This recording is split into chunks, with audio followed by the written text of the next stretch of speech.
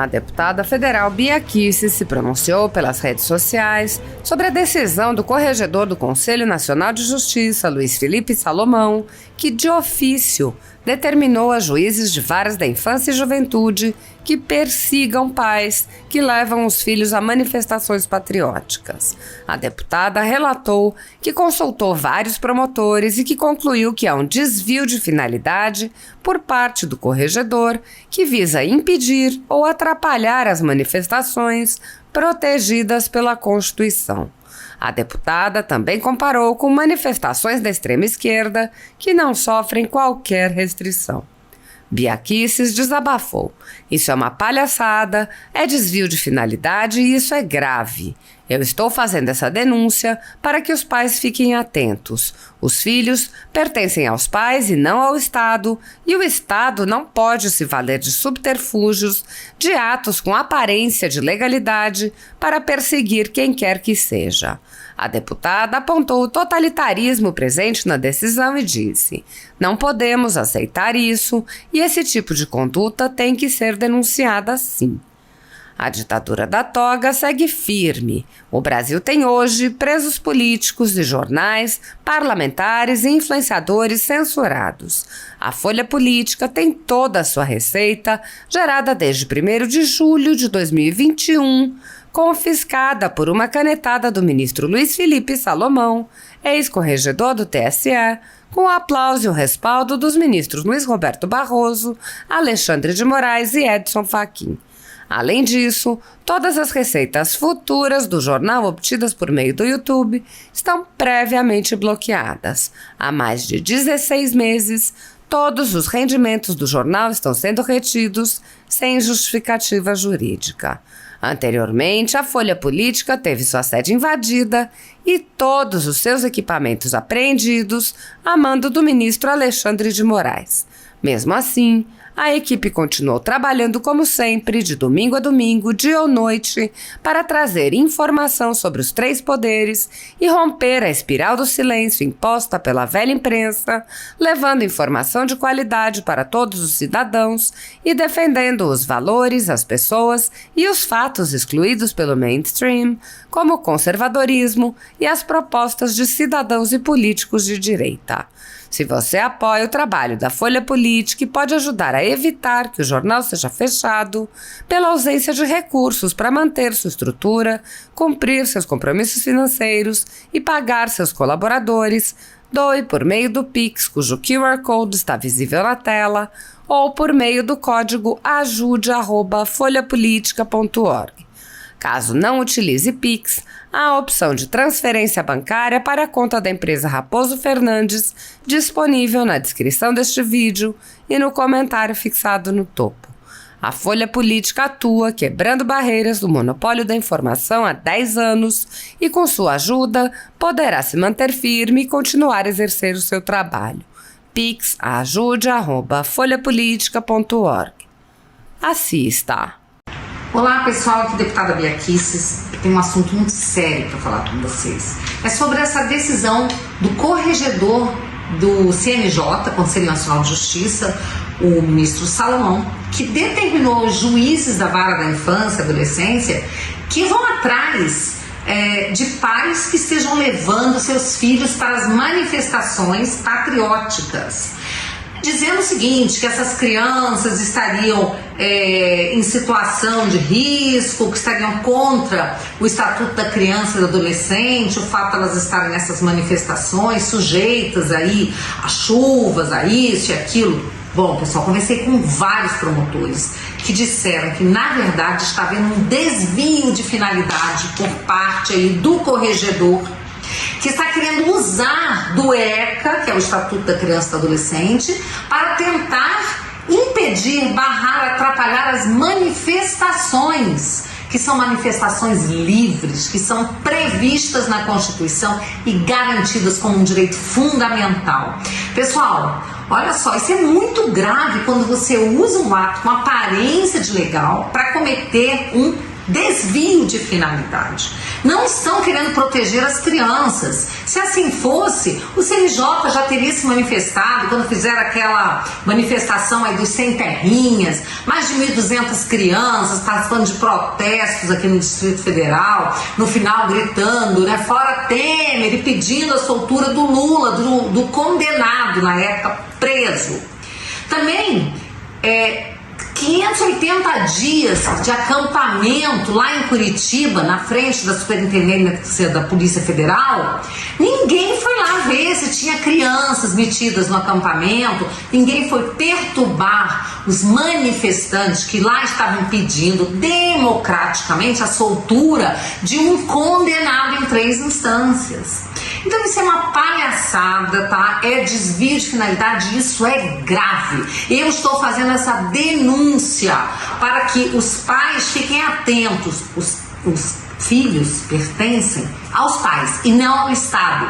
E o Estado não pode se valer de subterfúgios, de atos com aparência, né, de normalidade e legalidade para perseguir quem quer que seja e ainda usar o ECA, o Estatuto da Criança e Adolescente, usar as crianças para punir os pais e para impedir a manifestação. Pessoal, vão fazer o quê? Vão tirar essas crianças dos pais? Vão levar para abrigos? Vão dar uma vida melhor, mais tranquila, mais segura para essas crianças se tirarem dos pais? Olha o totalitarismo aí. O que é isso agora? Já viramos Cuba? Já viramos Venezuela? Já viramos China? Nós não podemos aceitar esse tipo de coisa. E esse tipo de conduta tem que ser denunciada, sim.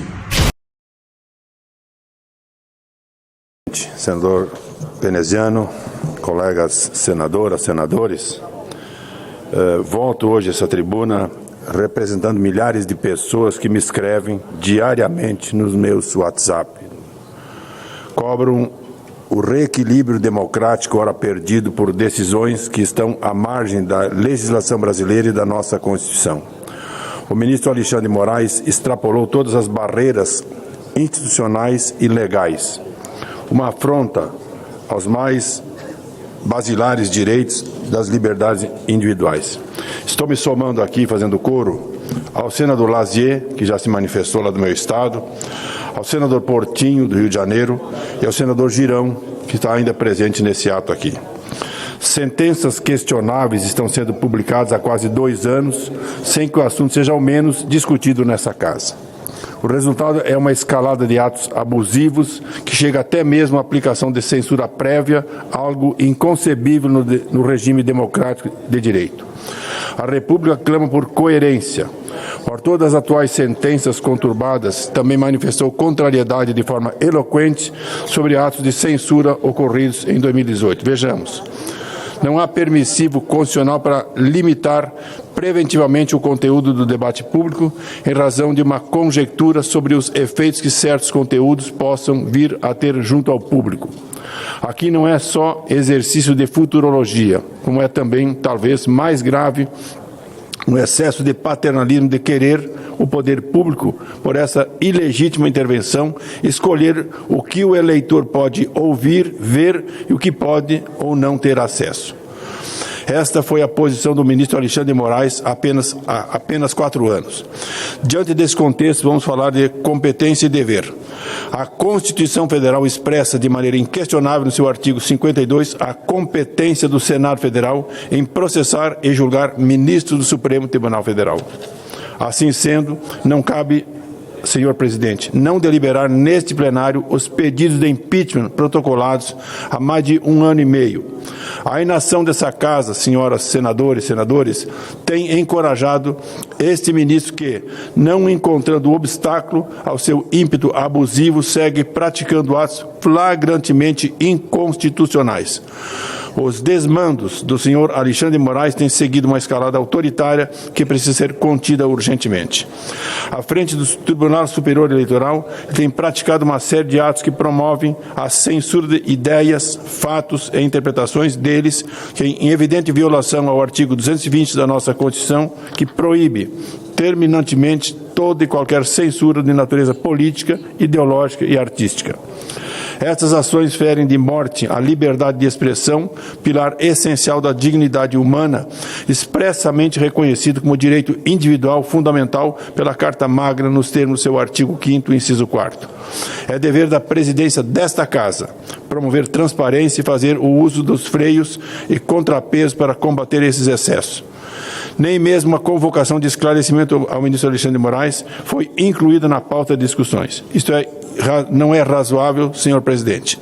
Mais uma vez clamo para que seja inserido na pauta o pedido de impeachment desse ministro. Apresentei o requerimento que está na Secretaria-Geral da Mesa, propondo análise da petição número 9 do senador Girão, de 2021, que oferece representação contra o ministro Alexandre de Moraes e pede a abertura de processos para o seu impeachment. Esse requerimento precisa ser pautado. E acrescentamos mais itens que o senador Girão já havia incluído. Da mesma forma, peço que seja incluído na pauta e deliberado urgentemente o PDL 371/2022, de autoria do senador Lazier Martins, que suscita os efeitos da resolução da censura imposta pelo ministro. Presidente, nos ajude a recompor a imagem dessa Casa perante os milhares de brasileiros que seguem escrevendo em busca de respostas e nos acusando de omissão. É preciso parar e ouvir as multidões que, ao longo dos últimos anos, foram às ruas e mostrou sua contrariedade com as decisões do STF. Alguém aqui consegue negar que houve excessos judiciais no caso do deputado preso em duvidoso flagrante? Alguém aqui consegue negar que presenciamos atos de censura? Isso não é mais do que suficiente para que seja colocado em pauta o pedido de impeachment. Não podemos admitir que um único homem empossado em cargo público promova a submissão aos poderes e à vossa santa vontade. As instituições de Estado precisam agir de forma isenta, precisam aplicar a legislação vigente. Quem ocupa um cargo de ministro da Suprema Corte não pode fazer escolhas pessoais baseadas em entendimentos unilaterais. O Senado Federal, diante da gravidade dos atos praticados por esse ministro, não pode permanecer inerte, sob pena de tornar-se cúmplice dos abusos cometidos. Milhares de brasileiros seguem aguardando o equilíbrio institucional seja restabelecido. Milhares de brasileiros, senhor presidente, senhoras, senhores senadores, pedem justiça. Muito obrigado.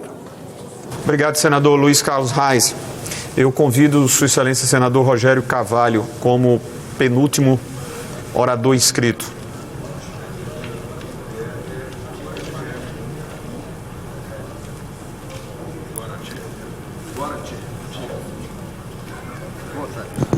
Boa noite, senhoras e senhores.